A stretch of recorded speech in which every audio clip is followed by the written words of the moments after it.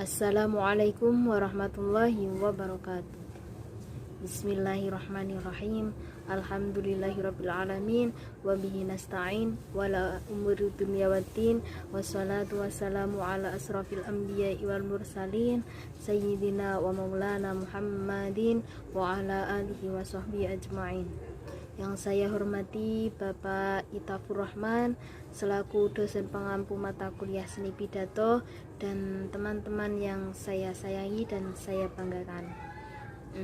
Yang pertama-tama, marilah kita panjatkan puja dan puji syukur atas kehadirat Allah Subhanahu wa Ta'ala yang telah memberikan kita rahmat, hidayah, dan taufiknya sehingga kita dapat berkumpul di tempat ini tanpa suatu halangan apapun.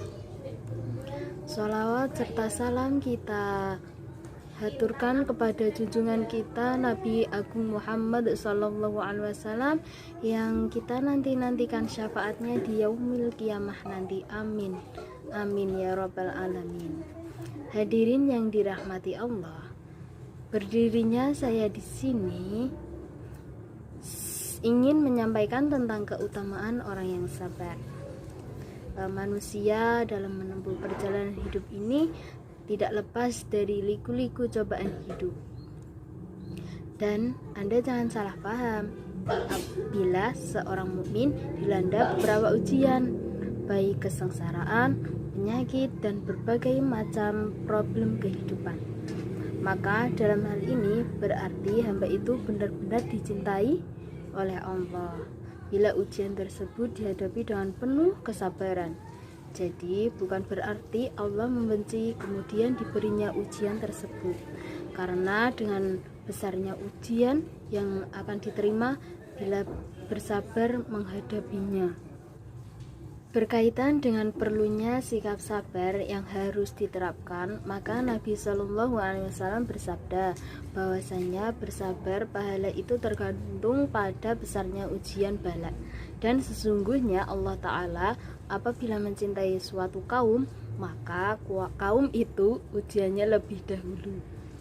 Maka barang siapa yang rela mendapat ujian itu, maka mendapat ridha Allah, dan barang siapa yang membenci, maka kemurkaan Allah baginya.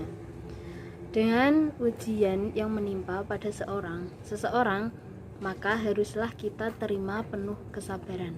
Bila seorang mendapat cobaan kemudian dihadapi dengan rasa benci, maka kemurkaan Allah yang akan menimpa. Sabar itu ada 3 bagian. Yang pertama, sabar mematuhi taat perintah Allah dan larangan Allah. Sabar dalam patuh kepada Allah harus dalam istiqomah atau keteguhan hati. Tidak lupa bahwa hidup itu sementara dan suatu saat nanti semua akan dikembalikan kepadanya. Ketika melakukan ibadah perlu kesabaran, karena bila tidak, maka tidak akan termasuk menjadi amal soleh. Yang kedua, sabar terhadap musibah atau cobaan yang menimpa. Sabar terhadap ujian, kepahitan, atau musibah yang menimpa harus dengan iman yang kuat.